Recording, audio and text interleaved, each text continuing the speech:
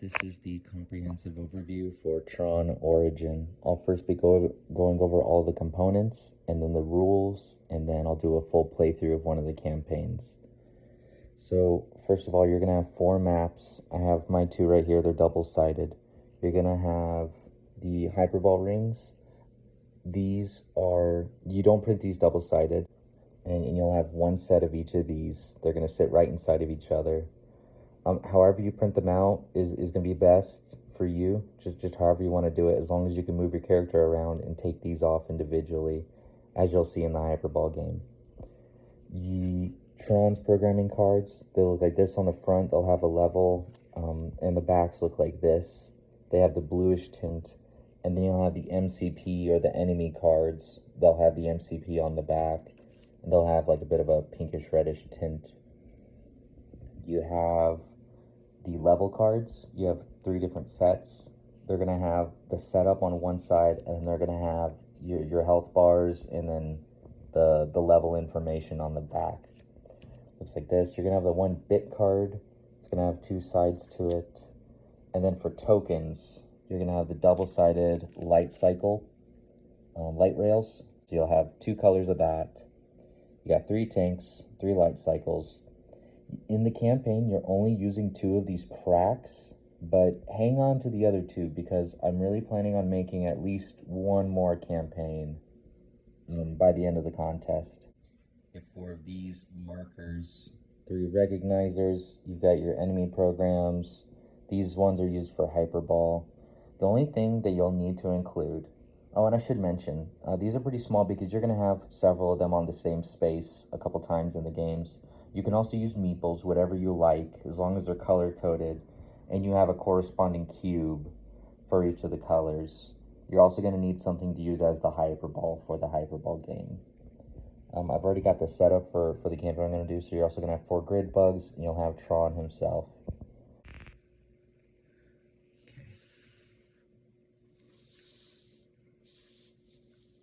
As far as playing the game, this is probably going to be your best bet at learning how to play it. I do apologize. I simply had things come up and wasn't able to finish the rule book.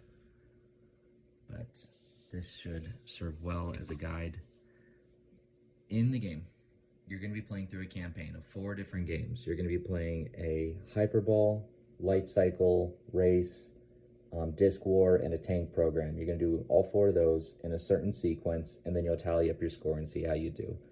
And it's in the rulebook, and I apologize, it's not completely finished, but I will have it complete at the end of the contest.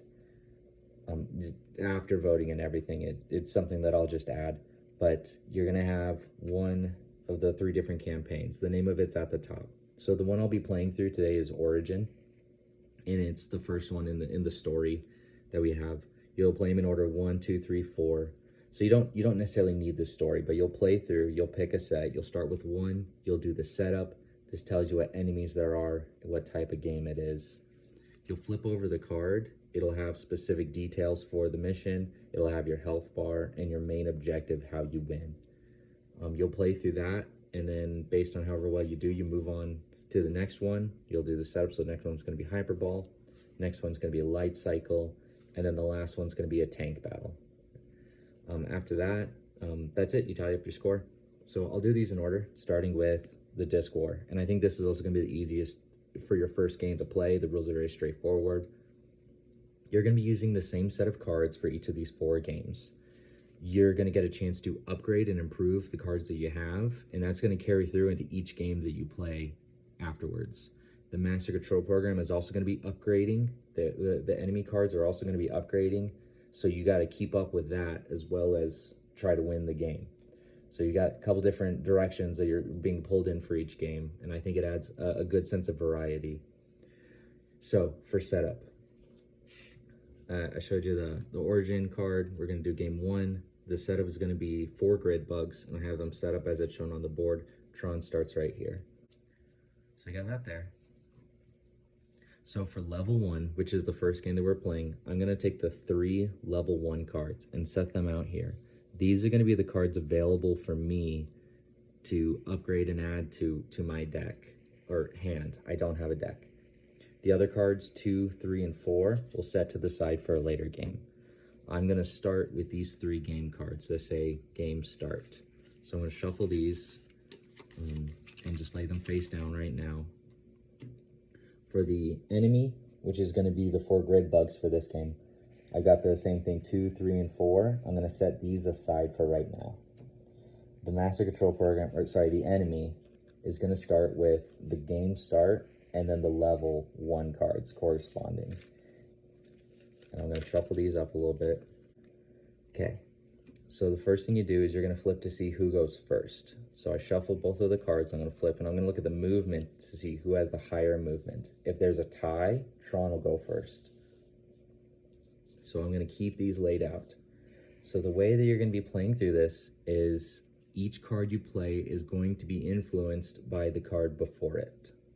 So you've got your stats. So for this card, I've got 2. Sorry, I should explain a little bit more. Each card is going to have 3 stats. You've got your movement, you've got your attack. Do I have it upside down? Sorry.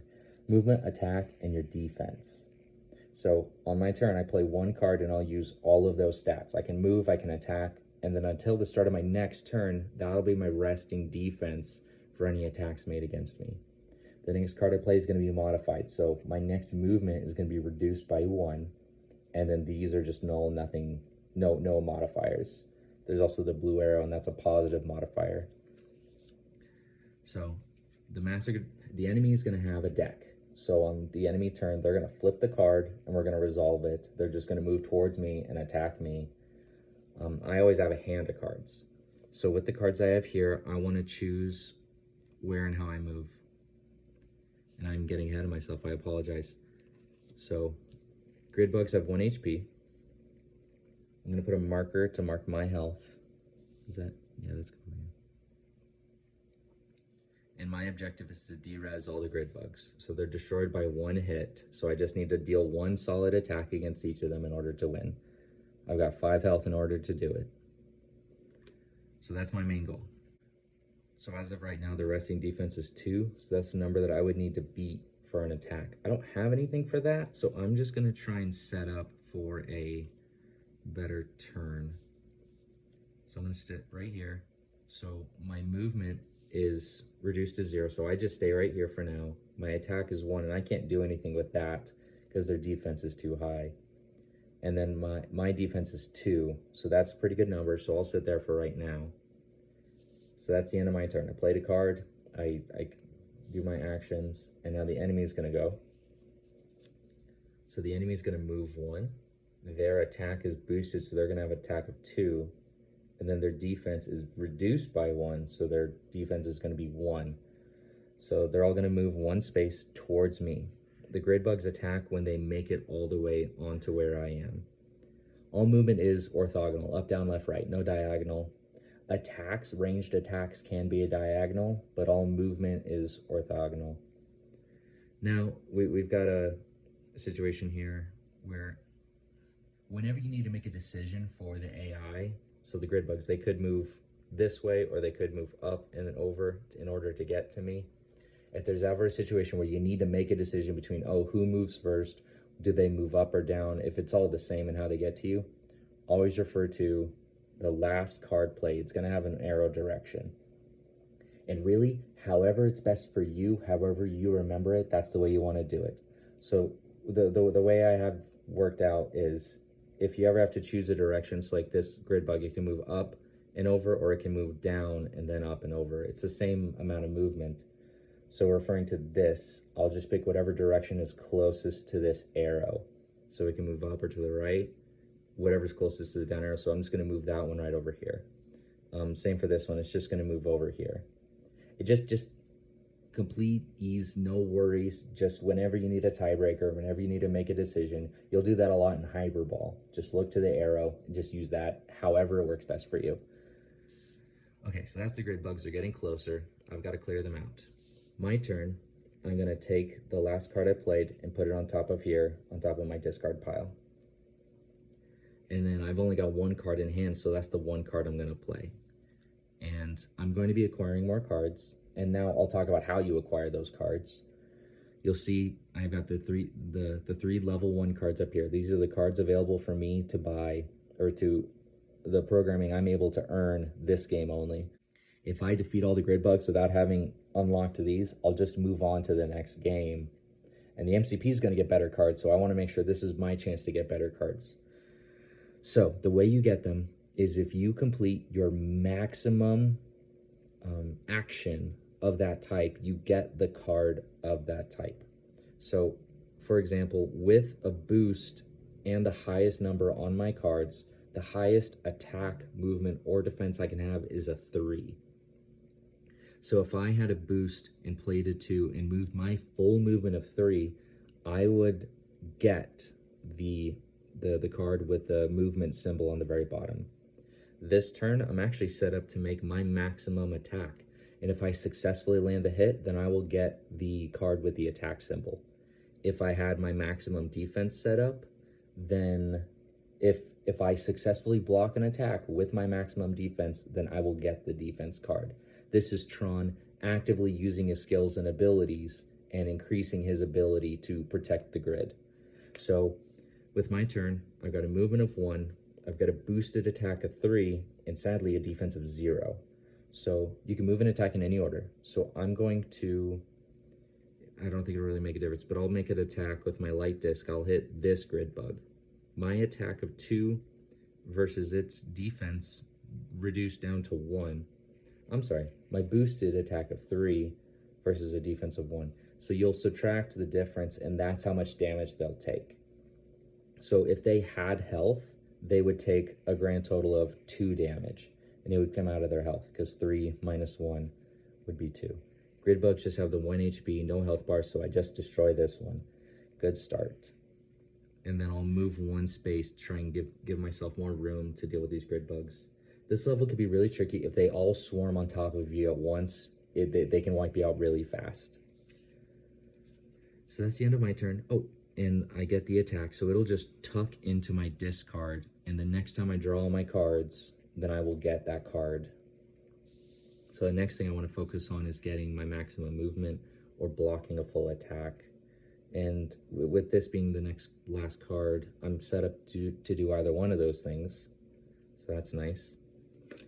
Grid bugs are going to move 2 with a boosted attack of 3, and thankfully they're not going to reach me. That could have been terrible. So this one's going to move up and over. This one's going to move up and over into the same space. This one, using the direction arrow, he's going to move to the left and up 1. Now if I had stayed there, that would have been 3 attack from each of those with a defense of 0. That would have taken me out right away. So that's really good. I'm glad that didn't happen. So that's their full turn. On my turn, since I'm out of cards, I'll take all of the cards that I have in the discard. I'll leave the last card I played as the next modifier, and I'll keep going. So I want to move. Well, you know what? Hang on, what if we do something a little silly? 2, defense 2. So their defense is 0 right now, so any successful attack will take them out. So boosted movement of 1, I'm going to jump right into the fray, real heroic-like. My attack is 1 against their defense of 0, so I'm going to take this guy out. And then my defense is 3. So if they make an attack against me, I will successfully block it, and then I will get another upgrade. And then on my next turn, I can make a full movement, get the last of my upgrades, and finish off the last of the grid bugs, which is a good start, great start.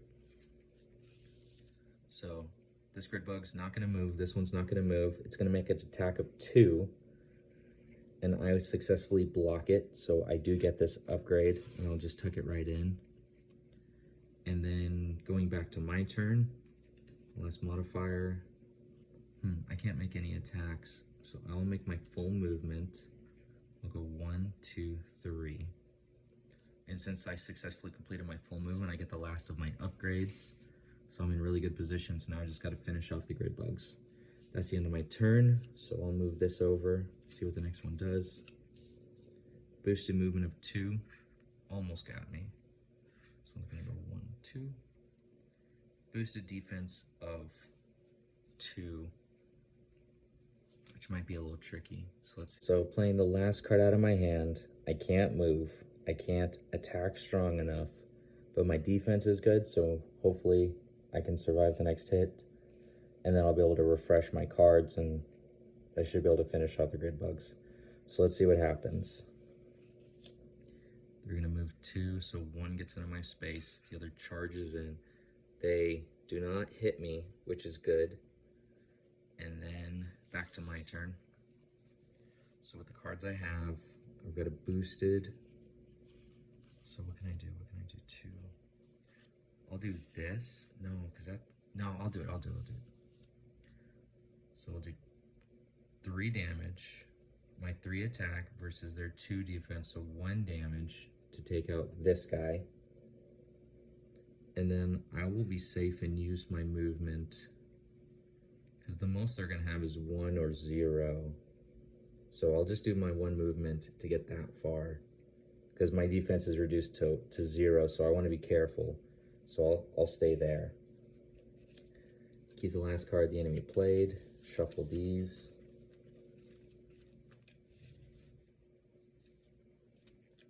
In each game, it takes on a different kind of life, depending on when you play it. So the first grid game you play, you have few cards, but in a different campaign, it might be the last game you play. And it's really different when you're starting out with 10 cards versus only 3 cards.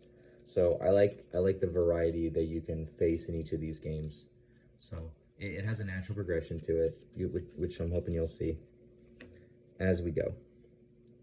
Enemy movement of 1, attack of 2, so I'm glad it didn't reach me. And then my last, I will make an attack of 2, which is enough to take out the last grid bug, and then that is the end of that game. Very cool. So when you successfully complete a level, you're going to keep the card, and so completing the first game is going to be worth 1 point. So I'll set that to the side. So the cards that I successfully got from the upgrades, I keep those, and I'll start with those next game. If there were any that I didn't get, they would just be set aside. I wouldn't get them. So moving on to level 2. Next game we're going to be playing my personal favorite, Hyperball. Oh, and it's right here. So give me a second. I'll set it up. I'll set out the 3 level 2 cards. So these are going to be the ones available to me this game. You'll notice these ones have slightly better stats. Inexplicably so. I'll take the 3 level 2 cards for the enemy and shuffle them in with the others. Got my little Tron dude in the very center, same with the enemy. So as you play through the games, you're going to start getting more modifications, and the games will become more difficult. So for this game, it shows ring 1 or ring 2. I'll just let you know, you're going to start this game with a slight disadvantage. Whatever you roll for your for turn order, you're going to remove a ring accordingly. So if I flip a 1 to see who goes first, I'll remove ring 1. And if I get a 2, I'll remove ring 2. I'll start this game of Hyperball at a disadvantage.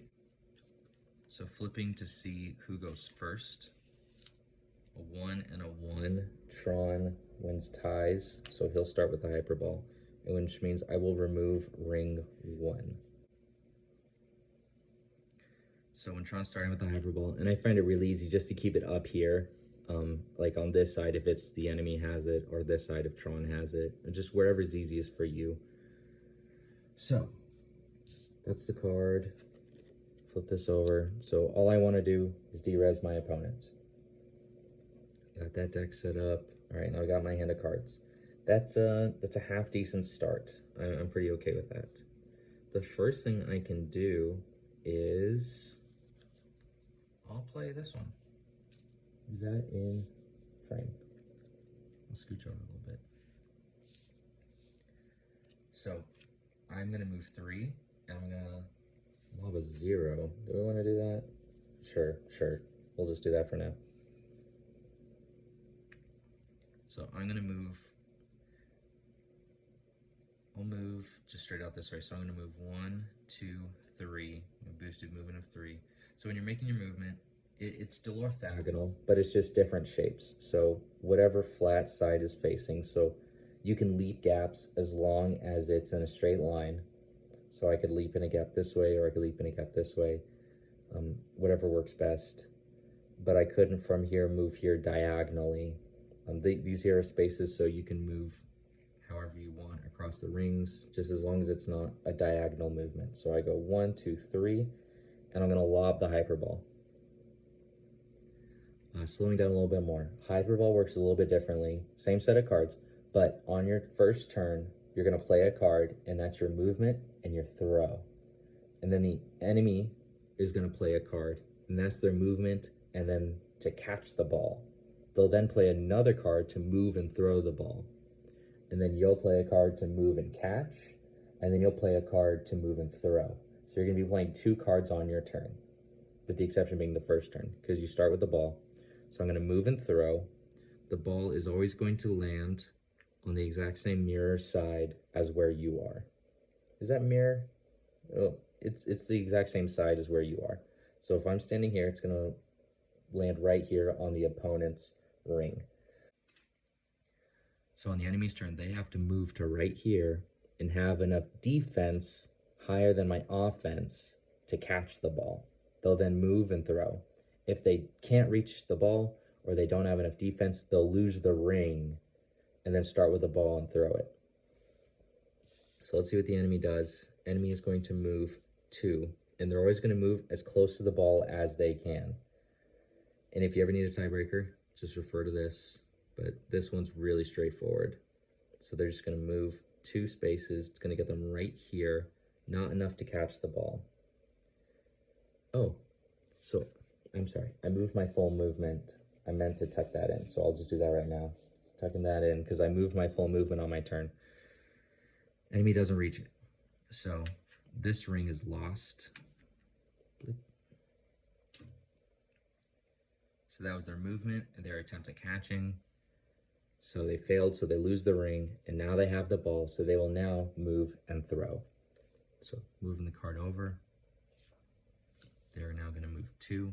Their goal is to move as far away from me as possible. So just in a straight line to make it as difficult as possible for me to catch it. So from what I see, that's going to be straight back to the center. Yeah, that's going to be the farthest. So they move 2, and then a boosted throw of 2. So I've got to make it there, and then make a catch of 2 or higher, and I have a reduced defense. So I actually may not be able to catch that at all. I actually can't catch that. So I wonder if I just want to let that go and try to get into a better position to just take out one of their rings, but they're right in the middle. I'm in a bad position because I've just lost my whole center, and they've got their center. They need to move around a lot less in order to make these catches. Hyperball's fun because it kind of turns into either we're neck and neck in the same spaces or we're on opposite sides just taking out rings. I think this game we're going to be on opposite sides just taking out rings. So I am not going to be able to move into the middle. So I'm going to set myself up for a really powerful throw. I'm just going to go 1. I'm not going to be able to make the catch, so this is lost. And now it's my turn to throw. And I'm just going to chuck it. I'll play this card because it's my max attack. So if it's successful, I'll be able to get a card. And then I'm set up for a good movement and good defense on my next turn. So I think that's going to be the move. I chuck it, attack a 3. So let's see what they can do. Move 2, so they make it there. Oh. They make it there. Their defense is reduced to 1, so they're not able to catch it. So they lose this ring. So what happens if you're on a ring and it falls out from beneath you? You're gonna move 1 space orthogonally to any ring space you can. So the only space they can move to is right here. Now, if this ring weren't here and they had nowhere to move to orthogonally, then they would derez and that'd be the end of the game. They would just fall. Same applies to you. So if for example, I was right in the center and I'm missing this other ring and they threw it and I couldn't catch it and I lost this ring, I have nowhere to move, I would just fall and die. But the enemy, that does not happen, so they move right there. And now they're gonna move and throw. So they're gonna move 1.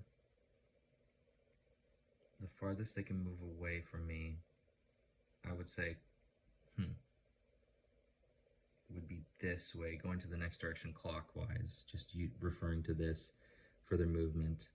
Going back would be fine, but going down is also a space away from me. So the ball's gonna fall right here.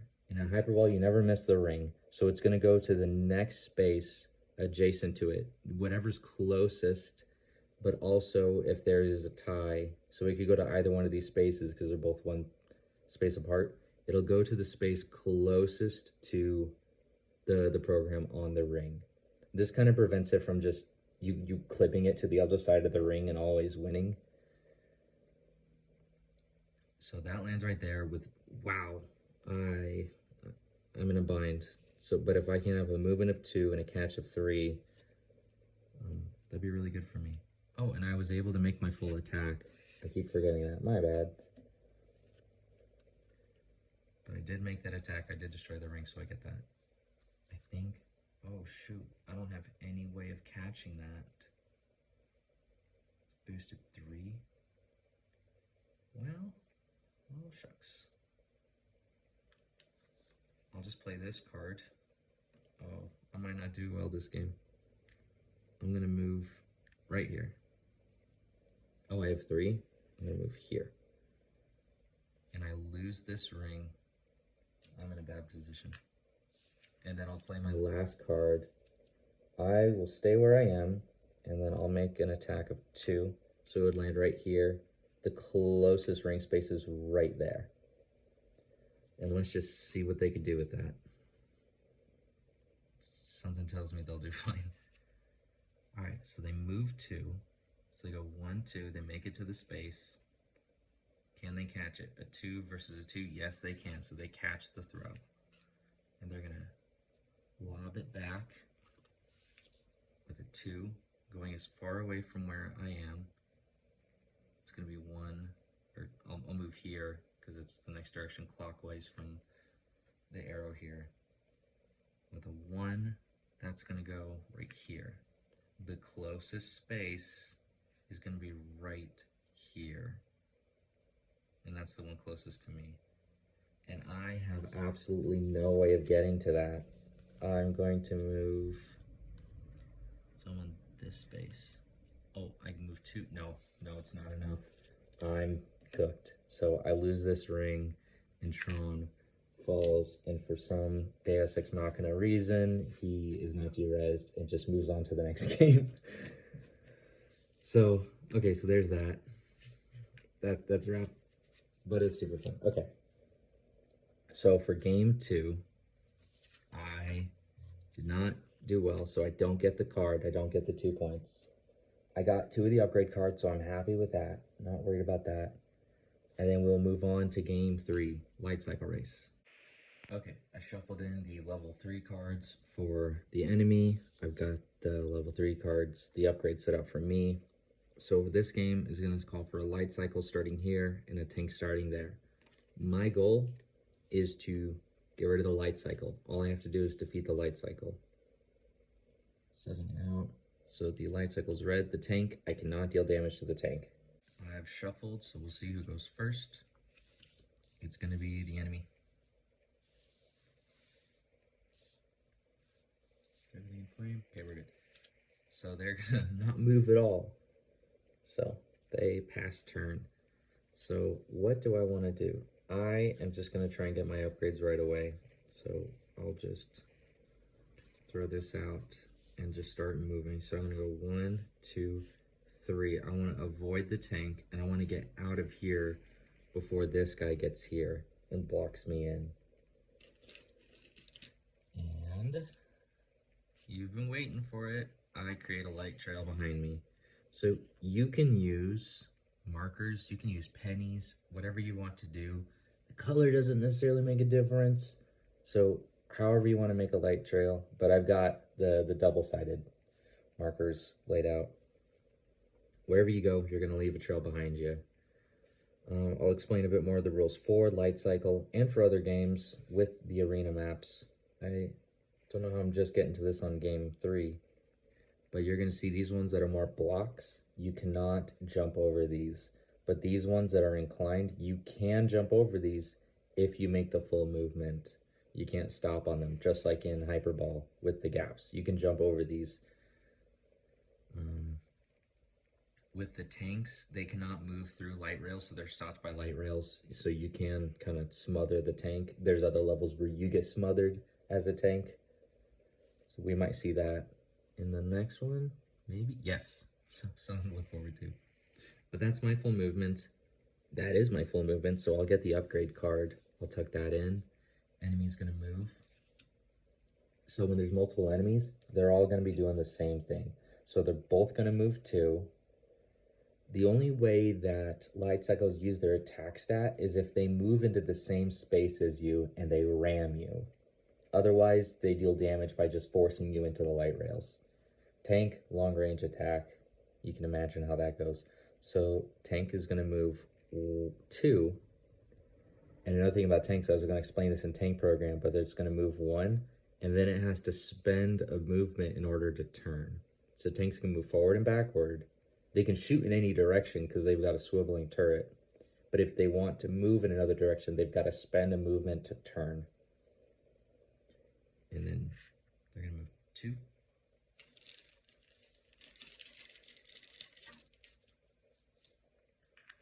And start their trail.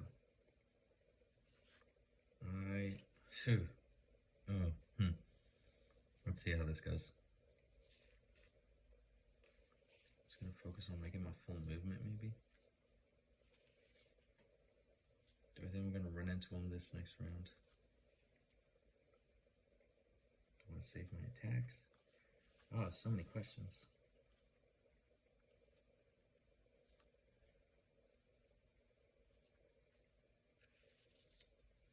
I'm going to play this because it's a good movement, and I want to get rid of the lower defense cards while I can afford it. I'm going to zigzag through this. I think we're just about to come to a clash right here.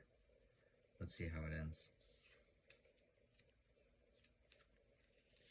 Oh, another thing, for Light Cycles only, their full movement is required.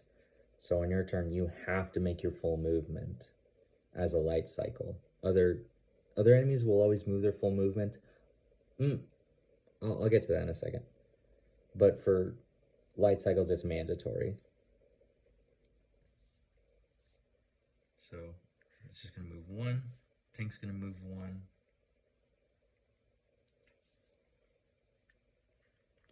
So I will clarify. I won't leave that hanging in the air. So the tank, its goal isn't to move into the same space as you. It is trying to fire at you. So as soon as it gets to a space where it can fire at you, it will stay there until you move out, and then it'll keep trying to follow you.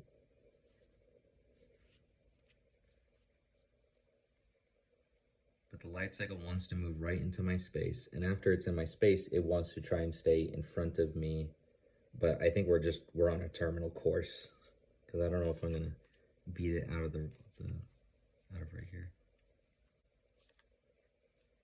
I'm gonna move. Yeah, let's try this. So I'm just gonna move the 1. No, because they're gonna move into the same space as me. 2. Yeah, this is fine. This is fine.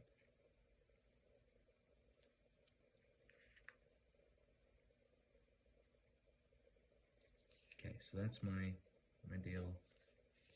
They're gonna move 3. So they're gonna move 1. It's gonna move into my space and ram, and then it's gonna move into the light rail. So interesting series of events. So let's see what happens. So putting down the trail first, ramming into me. Its attack of 1 versus my defense of 2, no damage. And then it's going to move into my light rail. Light rails will do 5 damage, reduced by your defense. This immaculate son of a gun has 4 defense, so we'll only take 1 damage. And now it's right behind me. I remove the light rail, and now we're just about to be crashing into each other's rails. Huh? That's the way it goes. So I just need to survive. So you can't turn around. You can't go backwards as a light cycle. So we're just going to play this out. If I could just survive through that bit, then we're good.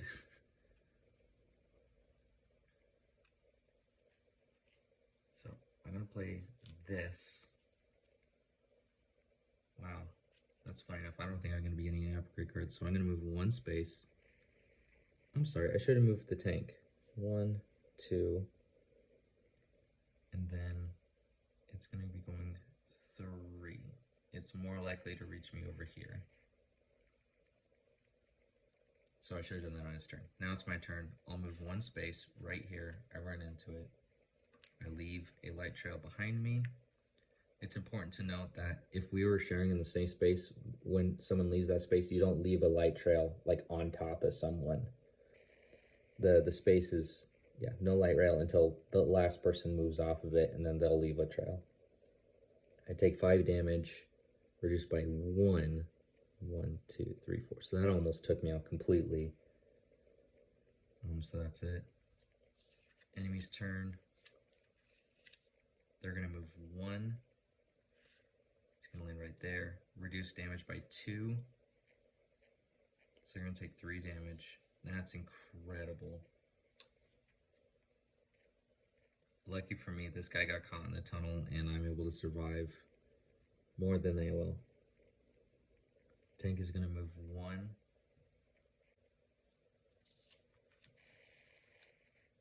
2. I'll go 1, 2.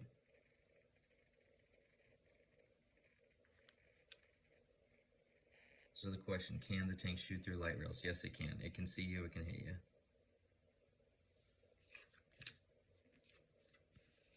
Movement of 3. So this guy's just going to be crashing and burning. The tank, I guess we should finish his turn too. So he's going to go 1, 2. And he's going to fire at me diagonally. That hit is going to be 2, reduced by 3. And oh, that is my full defense. So I will snag this card at the very last second. And this guy is going to be crashing and burning through here. It's going to take 3 damage, and then 3 damage, and then 3 damage. Oh, probably not. He'd get out there. But that light rail is destroyed, and that was my only condition for the game.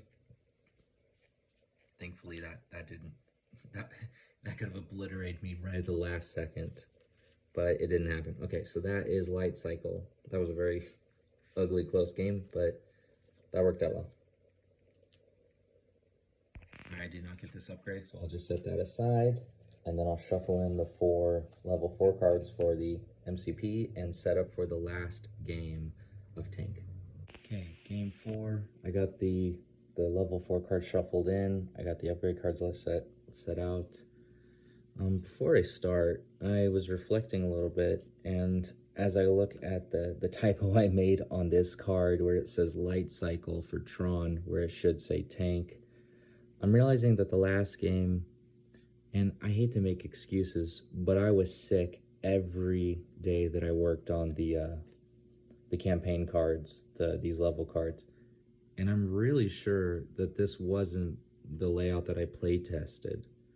So I definitely have a few changes that I want to make.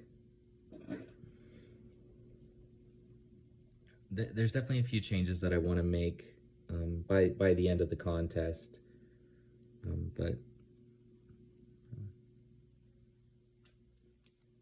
I bring it up because you're going to see some of these things too, and if there's any changes that you want to see, if there's a more dynamic setup that you think would be much more interesting, I want this game to have interesting choice spaces, so please let me know. I'm aware of it, and I want to make this game as great as possible. Let me know. like, you will not hurt my feelings. I'm aware of it, and I'm trying to make these changes. So if you want to be a part of it, I really missed out on the chance to play test this. So please let me know if you see these typos, or if you're like, hey, the map could be a little bit better. Yeah, you will not hurt my feelings. That being said, getting into the last game, tank program, you've already seen that the way tanks move forward and backward, it takes a movement to turn. They have ranged attacks. In Disc War, you can move up, down, left, right. You can attack in the same space, and you can attack ranged. Tanks cannot attack if they're in the same space as the enemy.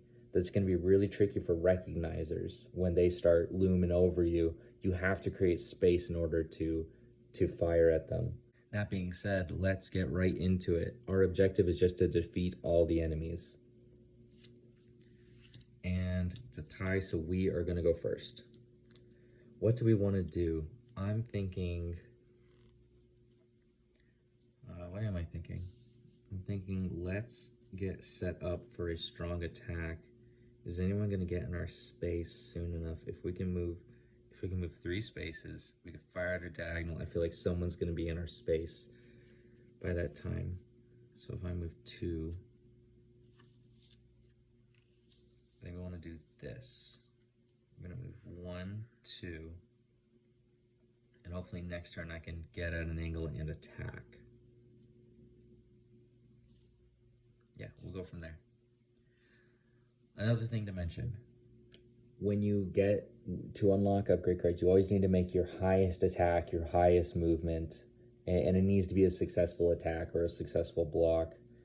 The only time that number will change, it's always going to be 3. The only time that's going to change is here in level 4. Your level 3 upgrade cards, here's one I didn't get. It's the only time that you're going to start be getting 3s on the card. So 3 with a boost is going to be 4. Your max number is going to be 4. So if you acquired any level 3 cards, you need to double check, look at your discard, look at your hand, make sure that that really is your maximum attack, your maximum action that you're taking when you get those upgrade cards. And you still want those upgrade cards. They're worth points at the end of the game, but these are also going to be your highest numbers with the best buffs, which can help later on in this, which should be the most difficult game you face. Okay, moving on. So moving 3. Enemy's going to move, I'm going to say they're going to move left. 1, 2, 3. It's going to create a trail.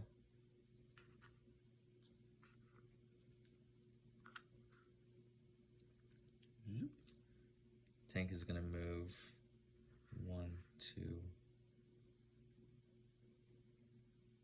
3. And the recognizer is going to move, we'll say 1, 2, 3. Recognizers moves over everything. It is not impeded by anything at all. So it just floats right over everyone. And based off of the movement here, that's where I figure everyone's going to be moving to. Okay, and now I'm going to make my attack. I think I want to get the light cycle out of the way right away. It's only got 1 health. Defense is 2 right now. I think it'd be my best chance to just take it out. Okay, so 2. So my max attack is going to be 3. So I'm going to make that and try and set up for good defense next turn. So I'm going to do that. I'll stay where I am because everyone's going to be coming to me.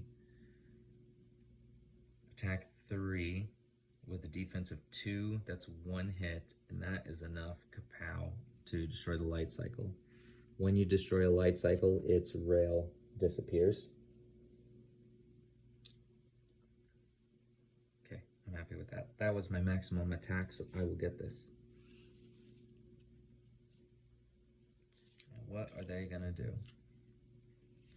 See, light cycles can get really tricky. What it's gonna do is it's gonna start looping around me, and so I can't move at all. And when a recognizer gets right on top of me, and if I have no way of being able to move, that's a really tricky 1-2 setup.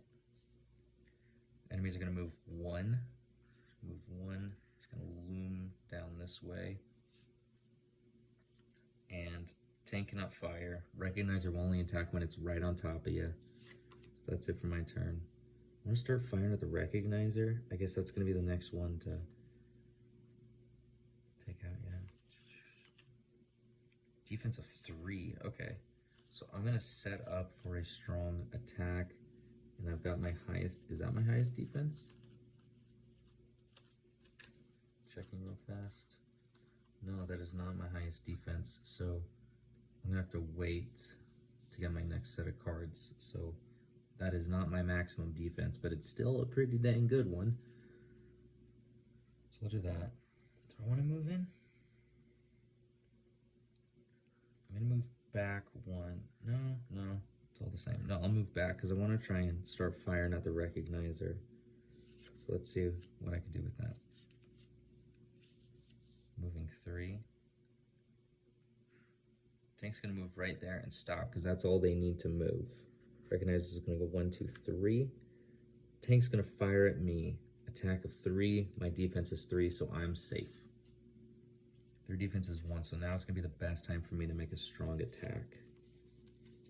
I got 2s across the board. That's good.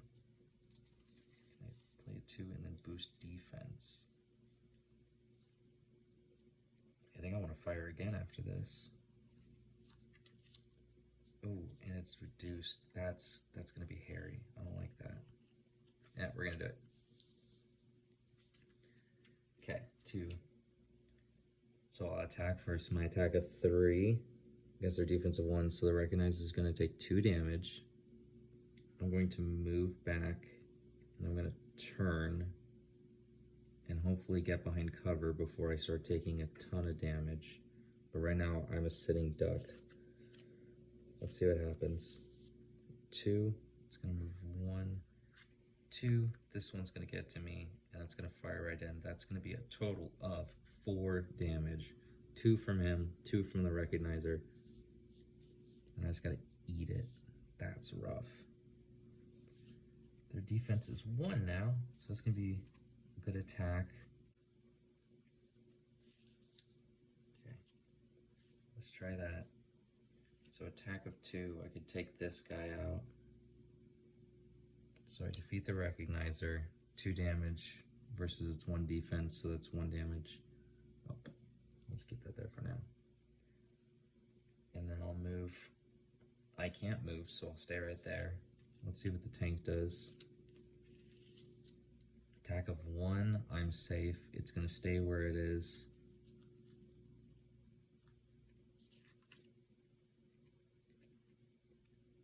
What do I want to do? 2. I'm not going to be able to damage it this turn.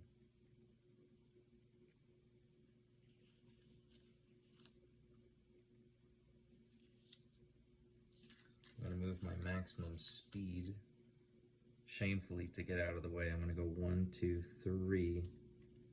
And what that's going to, 4, zipping across, and that's going to get me my other upgrade. And I think I'm going to need those numbers in a minute. Gives me some time to get my good cards back in my hand. So I will shamefully turn and run for now. The shortest distance, 1, 2, 3, 4, 1, 2, 3, 4. And we're just counting spaces, so even though technically it would be less movement to move this way, we're gonna follow the arrow. So the enemy is gonna turn, and I'm gonna start heading down this way. What are we gonna do?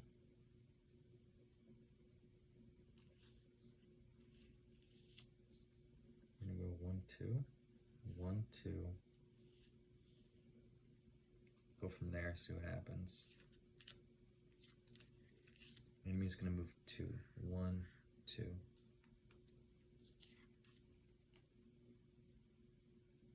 2. I don't love our odds. I'm gonna play that, and honestly, I'm just gonna try and stall out my hand and draw back up my cards, so I'm just gonna stay right there. Enemy is going to move. They're gonna go 1, so that's gonna be the closest path to me. I'll play my last card. If they get a 3 and get right there, they'll be able to hit me. I'm gonna go 1, 2, 3. Yeah, let's go with that.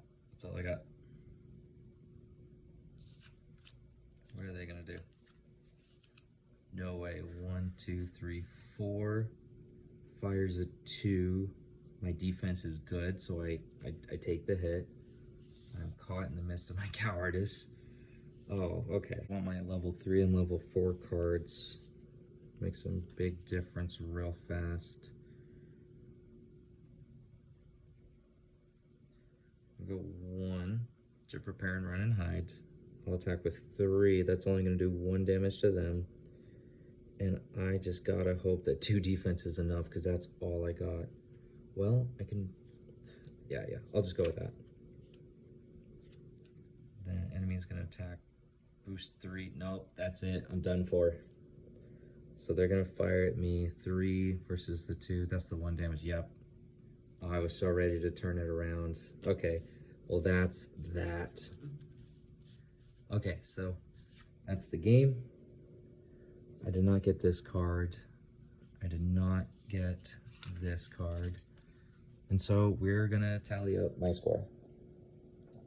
So the score is going to be all of your programming cards, plus your level cards, and then there's a couple other things you can get for points. You can play with the bit.